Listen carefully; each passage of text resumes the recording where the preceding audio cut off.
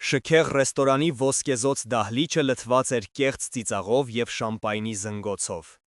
Լևոն Գրիգորյանը, 30 տարեկան, կանգնած էր բեմում ձեռքին խոսափող։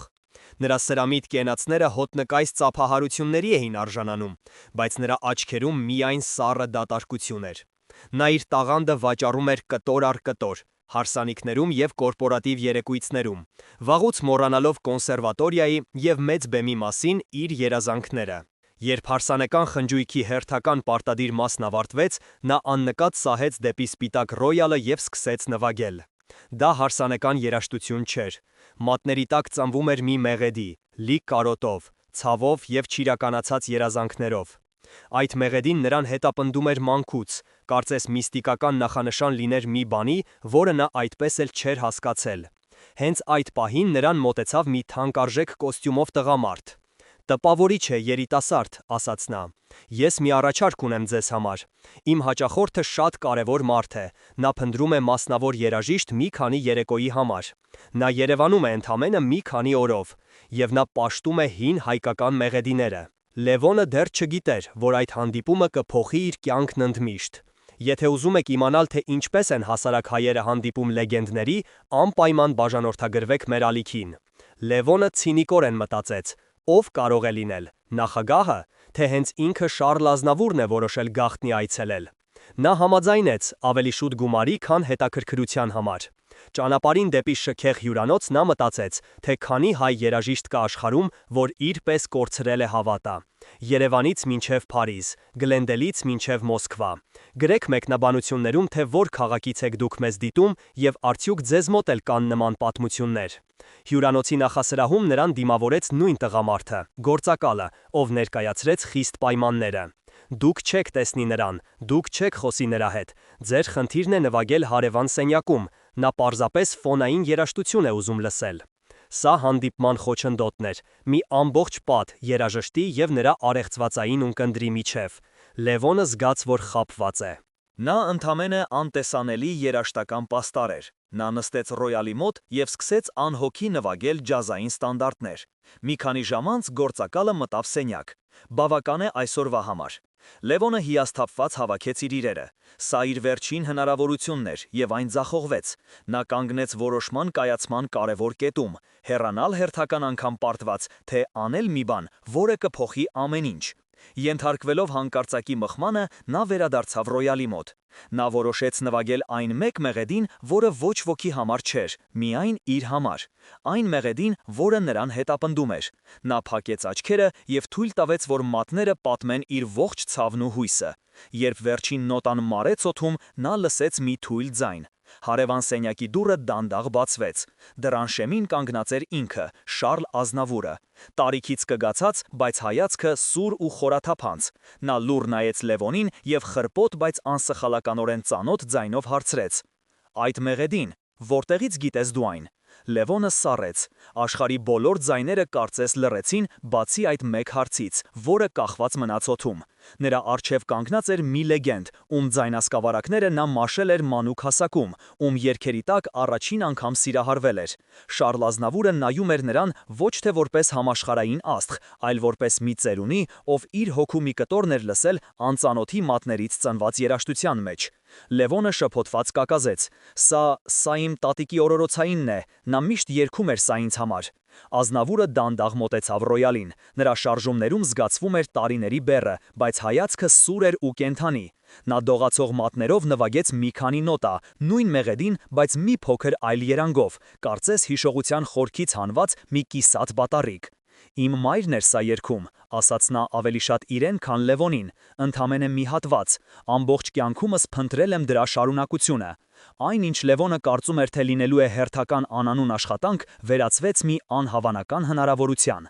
Բայց հենց այդ պահին գործակալը, ով մինչ այդ լուռ հետևում էր տեսարանին, վճռական քայլով մոտեցավ. «Պարոն Ազնավուր, դուք պետք է հանգստանաք, բժիշկը»։ Խոչընդոտը եկավ ամենաանսպասելի կողմից՝ հոգատարության քողի տակ։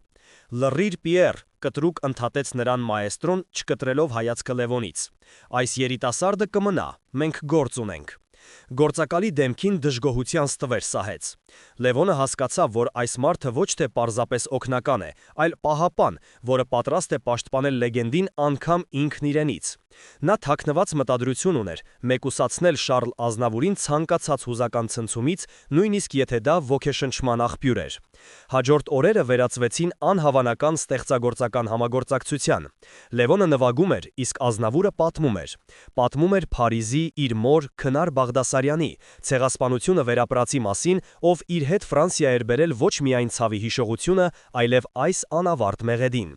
Նա երբեք չէր երգում այն ամբողջությամբ, հիշում էր Ազնավուրը։ Կարծես վերջաբանը չափազանց ցավոտ էր հիշելու համար։ Իրավիճակը ստիպում էր ռիսկային որոշում կայացնել հենց հիմա։ Լևոնը պետք է ընտրեր կամ լիներ զգույշ եւ չխորանալ ցավոտ թեմայի մեջ, այդպիսով կորցնելով Ազնավուրի վստահությունը, կամ ռիսկի դիմել եւ փորձել վերականգնել երգը, վտանգելով մաեստրոյի փխրուն հանգստությունը։ Նա ընտրեց երկրորդը։ Գուցե մենք կարող ենք միասին գտնել այն, առաջարկեց Լևոնը զարմանալով սեփական համարձակության վրա։ Իմ տատիկը պատվում էր, որ այս երգը ոչ թե տխրության, այլ հույսի մասին է, վերածննդի խորհրդանիշ։ Ազնավուրի աչքերը փայլեցին։ Առաջին անգամ ինչ-որ մեկը հասկացավ նրա որոնումների էությունը։ Հանդիպումը հնարավոր դարձավ, բայց մեծ զոհողության գնով։ Լևոնը պետք է հրաժարվեր իր ցինիզմից, իր անտարբերությունից եւ սուզվել մի պատմության մեջ, որը շատ ավելի մեծ էր, քան իր անձնական հիասթափությունները։ Նա պետք է դառնար ոչ թե երաժիշտ, այլ հիշողության կրող։ Երբ նրանք սկսեցին աշխատել, Լևոնը նկատեց, որ Ազնավուրը հաճախ էր կանգ առնում, հայացքը հարում հերուն, կարծես լսում էր ձայներ, որոնք ուրիշ ոչ ոք չէր լսում։ Մի երեկո, երբ նրանք արդեն հոգնած էին անպտուղ փորձերից, Ազնավուրը հանկարծ շշնջաց։ Նա ասում էր, որ երգի բանալինը ոչ թե նոտաների, այլ բառերի մեջ է, մի բառի, որը կորել է։ Կորած բառը։ Այս արտահայտությունը դարձավ նրանց որոնումների առանցքը։ Լևոնը սուզվեց հայկական ժողովրդական երգերի արխիվների, հին ձայնագրությունների եւ ազգագրական գրքերի մեջ, փորձելով գտնել գոնե մի նշույլ, որը կօգներ վերականգնել ամբողջական պատկերը։ Նա աշխատում էր գիշերները, երբ Շարլ Ազնավուրը հանգստանում էր, իսկ ցելեկները ներկայացնում էր իր գթացաները։ Բայց ամեն անգամ մաեստրոն գլուխն էր օրորում. Սա չէ, սրանք ուրիշի խոսքեր են, ուրիշի ցավ։ Հիմնական հակամարտությունը խորանում էր, դա այլևս պարզապես երգ գտնելու խնդիր չէր, այլ երկու տարբեր սերունդների հիշողությունները համադրելու անհնարին թվացող փորձ։ Գործակալ Պիերը գնալով ավելի անհանգիստ էր դառնում։ Նա տեսնում էր, թե ինչպես է այս որոնումը հյուծում 90-ամյա արտիստին։ Նրա համար Լևոնը դարձել էր վտանգավոր ներխուժող, ով խախտում էր այն խնամքով կառուցված խաղաղությունը, որով ինքը շրջապատել էր իր պաշտելիին։ Աստղի շրջապատը թշնամական դարձավ անսպասելի պատճառով, ոչ թե նախանձից, այլ չափազանց մեծ սիրուց եւ պաշտպանելու ցանկությունից։ Մի օր Պիերը Լևոնին առանձնացրեց. Լսիր, երիտասարդ, ես հասկանում եմ քո ոգևորությունը, բայց սա պետք է դադարեցվի։ Պարոն Ազնավուրի առողջությունը թույլ չի տալիս նման լարվածություն։ Նրա համար սա վտանգավոր է։ Հանդիպման հնարավորությունը, որը թվում էր այդքան մոտ, այժմ պահանջում էր սկզբունքների խախտում։ Լևոնը պետք է ընտրեր, հնազանդվել եւ հեռանալ, թե անտեսել զգուշացումը եւ շարունակել պայքարը, ռիսկի ենթարկելով այն մարդու կյանքը, ում այդքան հիանում էր։ Ես չեմ կարող կանգ առնել, պատասխանեց Լևոնը։ Սա ավելին է, քան պարզապես երգ, սա նրա պատմությունն է, մեր պատմությունը։ Այդ պահից Պիերը սկսեց բացահայտ խոչընդոտել նրանց աշխատանքին։ Նա սահմանափակում էր նրանց հանդիպումների ժամերը, անընդհատ ընդհատում էր նրանց, բժշկի այցելությունների կամ հանգստի պատրվակով։ Լևոնը զգում էր, թե ինչպես է ժամանակը սպառվում։ Հուսահատության պահին հուսահատության ձեռք մեկնեց անսպասելի մեկը՝ Մարիամը։ Տեսնելով Լևոնի տառապանքը, նա սկսեց իր սեփական հետազոտությունը։ Նա զանգահարեց իր հեռավոր ազգականներին, խոսեց տարեց մարդկանց հետ, ովքեր դեռ հիշում էին հին երգերը։ Մի օր նա վերադարձավ ոգևորված։ Ես մի բան եմ գտել։ Իմ մեծ տատը, ով նույնպես վանից էր, ինչպես Շարլ Ազնավուրի նախնիները, միշտ մի բառ էր կրկնում, երբ տխրում էր՝ կռունկ։ Բայց նա դա ասում էր ոչ թե թռչունի իմաստով, այլ որպես հույսի, վերադարձի խորհրդանիշ։ Այս տեղեկությունը փոխեց Լևոնի վերաբերմունքը որոնումների նկատմամբ։ Նա հասկացավ, որ կորած բառը ոչ թե գոյական էր, այլ փոխաբերություն։ Բայց ինչպես ներկայացնել այս վարքածը Ազնավուրին, երբ Պիերը նրանց միջև անթափանց պատ էր կառուցել։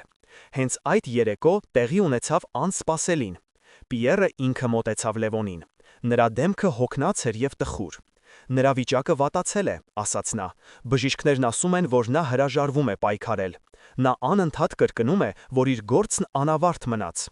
Գործակալի աչքերում այլևս թշնամանք չկար, այլ միայն հուսահատություն։ Նա, ով թշնամի էր, այժմ դաշինք էր առաջարկում ընդհանուր նպատակի համար։ Գուցե դու ճիշտ էիր, գուցե այս երգը նրան ուժ կտա, գնա նրա մոտ, բայց խնդրում եմ, զգույշ եղիր։ Լևոնը հայտնվեց իր նպատակից մեկ քայլ հեռավորության վրա, բայց պետք է ընտրություն կատարեր։ Նա կարող էր գնալ եւ ներկայացնել իր գտած կռունկ բառը, ռիսկի ենթարկելով, որ դա կարող է լինել սխալ եւ վերջնականապես կոտրել ծերունուն, կամ կարող էր լռել։ Կրիտիկական իրավիճակը ստիպում էր ցույց տալ իր իրական դեմքը։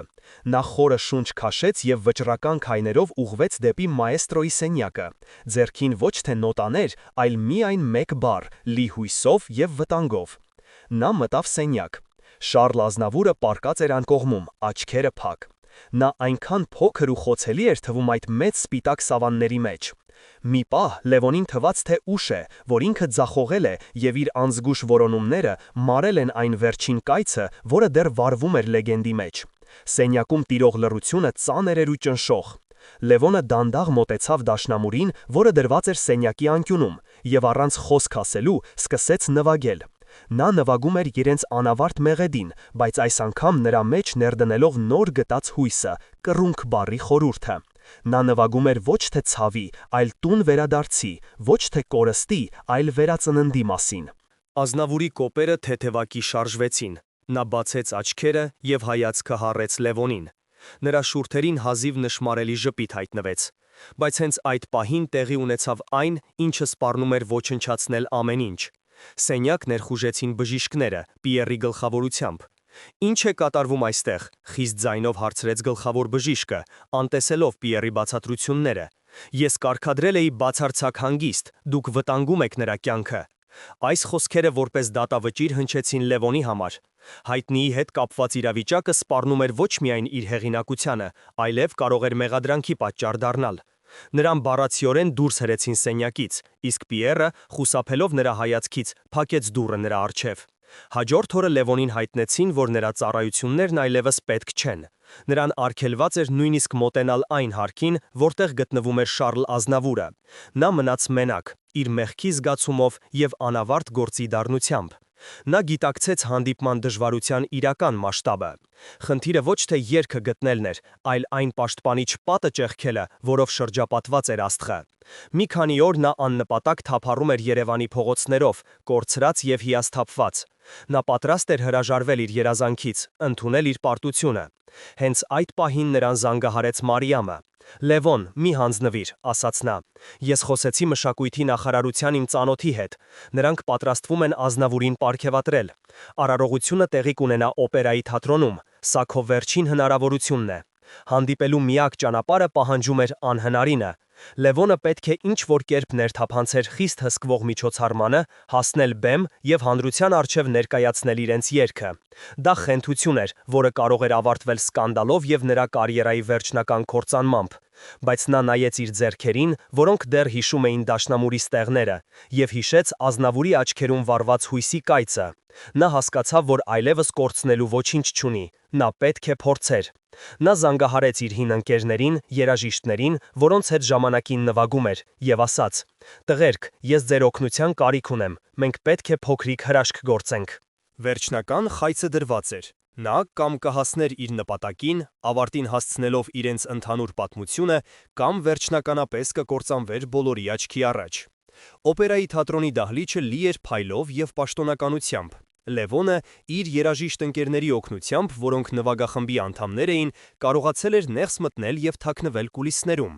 Նրա սիրտը բաբախում էր կատաղի ռիթմով։ Նա տեսնում էր, թե ինչպես են բեմ բարձրացնում հաշմանդամի սայլակին նստած Շառլ Ազնավուրին։ Նա շատ թույլ էր թվում, բայց երբ սկսեց խոսել, նրա ձայնը լցրեց դահլիճը նույն անկոտրում ուժով։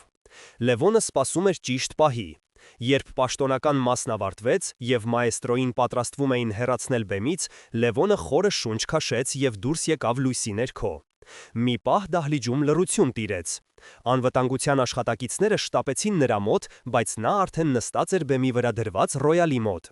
Նա սկսեց նվագել։ Նա նվագում էր իրենց վերջին երգը, ավարտուն ամբողջական տարբերակով։ Մեղեդին թռավ դահլիճով պատմելով կորստի, հիշողության և անմահ հույսի մասին։ Շարլ Ազնավուրը, որը մեջքով էր նստած դեպի նա, դանդաղ շրջվեց։ Նրա աչքերում զարմանք էր, հետո ճանաչում և վերջապես խորին հուզմունք։ Անվտանգության աշխատակիցները սառել էին տեղում, չիմանալով ինչպես վարվել։ Լևոնը երգում էր իրենց վերջին երգը, ավարտուն ամբողջական տարբերակով։ Մեղեդին թռավ դահլիճով պատմելով կորստի, հիշողության և անմահ հույսի մասին։ Շարլ Ազնավուրը, որը մեջքով էր նստած դեպի նա, դանդաղ շրջվեց։ Նրա աչքերում զարմանք էր, հետո ճանաչում և վերջապես խորին հուզմունք։ Անվտանգության աշխատակիցները սառել էին տեղում, չիմանալով ինչպես վարվել։ Լևոնը երգում էր, իր ողջ հոգին դնելով յուրաքանչյուր բարի մեջ։ Նա երգում էր կռունկի մասին, որը ոչ թե թռչուն էր, այլ հոգու ձգտումը դեպի իր արմատները։ Երբ նա ավարտեց, դահլիճում մի քանի վայրկյան տիրեց խորը լռություն, որը հետո պայթեց որոտալից ծափահարություններով։ Բայց Լևոնը նայում էր միայն մեկ մարդու։ Եվ այդ պահին տեղի ունեցավ անսպասելինը։ Շարլ Ազնավուրը նշան արեց, որ իրեն մոտեցնեն ռոյալին։ Նա թույր ձեռքը դրեց Լևոնի ուսին։ Նրա առաջին խոսքերը շրջեցին Լևոնի բոլոր պատկերացումները։ «Ես սպասում էի քեզ», շշնջաց նա։ «Ես գիտեի, որ դու կգաս»։ Լևոնը ցնցված էր։ Սա ոչ թե մոռացված մեղեդու որոնում էր, այլ փորձություն։ «Իմ մայրը երգում էր այս երգն ամբողջությամբ», խոստովանեց Ազնավուրը։ Նրա ձայնը հազիվ լսելի էր դահլիճի աղմուկի մեջ։ Բայց նա ինձ կտակել էր այն փոխանցել մեկին, ով կկարողանա լսել ոչ թե նոտաները, այլ հոգին։ Ով կորցրել է հավատը, բայց ում մեջ դեռ ապրում է երաժշտությունը։ Ես փնտրում էի ոչ թե երգը, այլ քեզ։ Լևոնը հասկացավ, որ ինքը ոչ թե օգնական էր, այլ ժառանգորդ։ Այն, ինչ նա համարում էր իր սեփական ցավի արտահայտություն, իրականում ուրիշի հույսի կանչն էր։ Հանդիպումը, որին նա այդքան ձգտում էր, բոլորովին այլ իմաստ ստացավ։ Նա եկել էր օգնելու, բայց իրականում օգնության կարիք ուներ ինքը։ Այդ պահից նրա աշխարհը երբեք նույնը չէր լինի։ Նա այլևս ցինիկ թամադա չէր, այլ մի ամբողջ ժողովրդի հիշողության կրողը, ում վստահվել էր շարունակել վերջին երգը։ Այդ երեկոյից հետո Լևոնի կյանքը վերածվեց խաոսի։ Լրագրողները պաշարել էին նրա տունը, հեռախոսը չէր դադարում զնգալ։ Նա մեկ գիշերում դարձել էր ազգային հերոս, Ազնավուրի ժառանգորդ, ինչպես գրում էին թերթերը, բայց այս փառքը ծանր բեռ էր։ Նրա հին ընկերները, որոնց հետ նա տարիներ շարունակ նվագում էր հարցանիքներում, այժմ նրան նայում էին նախանձով և օտարացմամբ։ Նրա կարգավիճակը փոխվել էր, բայց ոչ դեպի լավը։ Նա կորցրել էր իր անցյալը, իսկ ապագան անորոշ էր։ Ամենացավալին Մարիամի արձագանքն էր։ Այնտեղ, որտեղ Լևոնը սպասում էր ուրախություն և հպարտություն, նա գտավ անհանգստություն և կասկած։ «Լևոն, իսկ ինչ է լինելու հետո», հարցնում էր նա։ «Սա քո երգը չէ, սա Շարլ Ազնավուրի երգն է։ Դու պատրաստ ես ապրել ուրիշի ստվերի տակ»։ Պիերը, որը նախկինում նրա թշնամին էր, այժմ դարձել էր նրա միակ դաշնակիցը։ Նա էր կազմակերպում Լևոնի հարցազրույցները, պաշտպանում նրան լրագրողների հարձակումներից։ «Մաեստրոն ձեզ է վստահել իր ժառանգությունը», ասում էր նա։ «Դուք այժմ մեծ պատասխանատվություն եք կրում»։ Այս հնարավորությունները վերածվել էին թաքնված պարտավորությունների։ Լևոնը այլևս ինքն իրեն չէր պատկանում։ Նա պետք է արդարացներ մի ամբողջ ազգի և իր կուռքի սպասելիքները։ Նրա շրջապատի մարդիկ, պրոդյուսերներն ու համերգային գործակալները, որոնք նախկինում անտեսում էին նրան, այնժամ հերթ էին կանգնել առաջարկելով շահավետ պայմանագրեր։ Բայց նրանց աչքերում Լևոնը տեսնում էր ոչ թե իր տաղանդի գնահատականը, այլ մեծ անունից օգուտ քաղելու ցանկություն։ Հանդիպումը խնդիրներ առաջացրեց, որոնց մասին Լևոնը նույնիսկ չէր մտածել։ Նա պետք է որոշեր, թե ով է ինքն այժմ՝ Շարլ Ազնավուրի երգի կատարող, թե ինքնուրույն արտիստ։ Մի երեկո, երբ նա վերադարձավ հերթական հեռուստատեսային շոուից, որտեղ նրան ստիպել էին կրկին ու կրկին պատմել իր հրաշքի մասին, նա զգաց սուր դատարկություն։ Նա նստեց դաշնամուրի մոտ և փորձեց նվագել իր սեփական մեղեդիներից մեկը, բայց մատները չէին հնազանդվում։ Նրա գլխում հնչում էր միայն վերջին երգը։ Հանդիպումը նրան դրել էր մի ընտրության առաջ, որի մասին նա չէր էլ կասկածում։ Նա կարող էր ընդունել փառքը և դառնալ լեգենդի կրկնօրինակը, կամ կարող էր հրաժարվել այդ ամենից և փորձել գտնել իր սեփական ձայնը, ռիսկի ենթարկելով մնալ անհայտության մեջ։ Նա հասկացավ, որ Ազնավուրը նրան տվել էր ոչ թե պատրաստի պատասխան, այլ ամենադժվար հարցը։ Լևոնը կայացրեց իր որոշումը։ Նա հրաժարվեց բոլոր պայմանագրերից, որոնք նրան պարտադրում էին լինել երկրորդ Ազնավուր։ Օքեշնչված Շարլ Ազնավուրի հետ հանդիպումից նա որոշեց օգտագործել իր նորահայտ համբավը ոչ թե անձնական շահի, այլ ավելի մեծ նպատակի համար։ Նա հայտարարեց, որ կազմակերպում է բարեգործական համերգ ի հիշատակ մաեստրոյի, եւ հավաքված ողջ գումարը կուղղվի տաղանդավոր, բայց անապահով երիտասարդ երաժիշտներին աջակցող հիմնադրամի ստեղծմանը։ Այս քայլը կտրուկ փոխեց իրավիճակը։ Նրանք, ովքեր երեք նրան շահավետ գործարքներ էին առաջարկում, այժմ նրան համարում էին իրենց թշնամին։ Հակադրությունը եկավ այն պրոդյուսերներից, ովքեր ցանկանում էին մենաշնորհել Ազնավուրի ժառանգությունը։ Նրանք սկսեցին սևացնող արշավ Լևոնի դեմ, մեղադրելով նրան մեծ անունը սեփական հեղինակությունը բարձրացնելու համար օգտագործելու մեջ։ Լարվածությունը հասավ գագաթնակետին, երբ համերգի գլխավոր հովանավորը, ենթարկվելով ճնշումներին, վերջին պահին հրաժարվեց ֆինանսավորումից։ Համերգը ձախողման եզրին էր։ Լևոնը հուսահատված էր։ Հենց այդ պահին նրան աջակցության ձեռք մեկնեց անսպասելի մեկը՝ Պիերը։ Շարլը կհպարտանար ձեզանով, ասաց նա։ Նա միշտ հավատում էր, որ տաղանդը պետք է ծառայի մարդկանց։ Ես կօգնեմ ձեզ։ Օգտագործելով Շարլ Ազնավուրի կապերը, Պիերը կարողացավ գտնել նոր հովանավորների, մարդկանց Well, the key is to add kidney beans or black beans. That's a great source of protein, and they have really good texture that works well in chili. Խոչընդոտը քողարկված հնարավորություն դարձավ, որը ցույց տվեց, թե ովքեր են Լևոնի իրական բարեկամները։ Համերգի օրը եկավ։ Կուլիսներում լարվածությունը հասել էր իր գագաթնակետին։ Լևոնը պետք է բեմ դուրս գալ ոչ միայն որպես երաժիշտ, այլ որպես մի ամբողջ շարժման առաջնորդ։ Նա նայեց դավլիճին, որը լեփլեցուն էր։ Այնտեղ էին ոչ միայն երաժշտասերներ, այլև այն երիտասարդները, ում համար այս հիմնադրամը կարող էր դառնալ կյանքի ուղեգիր։ Բեմ դուրս գալուց առաջ նրան մոտեցավ Մարիամը։ Նրա աչքերում այլևս կասկած չկար, այլ միայն հպարտություն։ Ես սխալվում էի, ասաց նա։ Դու ոչ թե նրա ստվերն ես, այլ նրա լույսի շարունակությունը։ Այս խոսքերը Լևոնին տվեցին այն վերջին ուժը, որի կարիքն ուներ։ Նա հասկացավ, որ իր իսկական փորձությունը հենց նոր է սկսվում։ Հաջողությունը, որին նա հասել էր, վերածվել էր նոր, ավելի լուրջ խնդրի՝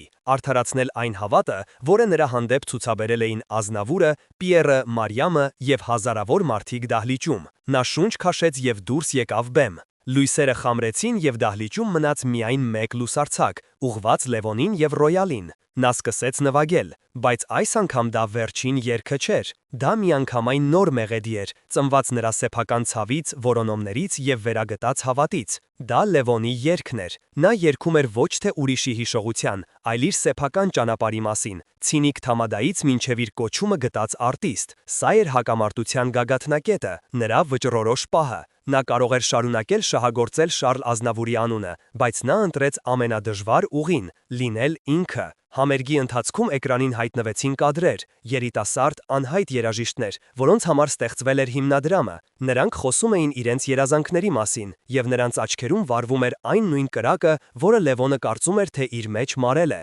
Համերգի վերջում, երբ Լևոնը նվագում էր վերջին ակորդները, տեղի ունեցավ մի բան, որը ոչ ոք չէր սպասում։ Էկրանին հայտնվեց Շարլ Ազնավուրի նախկինում չցուցադրված տեսագրությունը։ Նա նստած էր իր տանը եւ ժպտում էր։ Եթե դուք դիտում եք սա, ուրեմն Լևոնը գտել է իր ճիշտ ճանապարհը, ասում էր մաեստրոն։ Ես նրան չեմ թողել երգ։ Ես նրան թողել եմ բանալի։ Բանալի, որով նա կարող էր բացել ոչ թե իմ, այլ իր սեփական դուռը։ Ժառանգությունը ոչ թե կրկնելն է, այլ շարունակելը։ Այս անսպասելի միջամտությունը վերջնականապես լուծեց ամեն ինչ։ Համերգից հետո Լևոնն այլևս Ազնավուրի ժառանգորդը չէր։ Նա Լևոն Գրիգորյանն էր, մի արտիստ, ով գտել էր իր ձայնը։ Նրա վերջնական ընտրությունը՝ լինել ինքնուրույն, հարգանքի արժանացավ բոլորի կողմից։ Պրոդյուսերները, որոնք նրան թշնամի էին համարում, այժմ տեսնում էին նրա մեջ ոչ թե մրցակցի, այլ նոր ուժի։ Մարիամը գրկեց նրան, հասկանալով, որ նրա կողքին այժմ ոչ թե կուռքի ստվերն է, այլ իր սիրելի տղամարդը, իր ողջ ուժով եւ տաղանդով։ Նոր իրականության ընդունումը սկսվել էր։ 1 տարի անց Լևոնի հիմնադրամն օգնել էր տասնյակ երիտասարդների։ Նրա սեփական երաժշտական կարիերան վերելք էր ապրում։ Նա այլևս չէր նվագում հարսանիքներում, այլ հավաքում էր լիքը դահլիճներ։ Հանդիպումը Շարլ Ազնավուրի հետ նրան տվեց ավելին, քան փառքը։ Այն նրան վերադարձրեց ինքն իրեն։ Նա հասկացավ, որ իսկական տաղանդը ոչ թե անցյալը կրկնելու, այլ ապագա ստեղծելու կարողությունն է։ Այս պատմությունը ոչ միայն երկու երաժիշտների հանդիպման մասին է, այլև այն մասին, թե ինչպես կարող է մեկ հանդիպումը փոխել կյանքի ընթացքը։ Հետաքրքիր է, իսկ դուք երբևէ երազել եք հանդիպել ձեր կուռքին։ Ով է նա եւ ինչ կասեիք նրան, եթե հնարավորություն ունենայիք։ Գրեք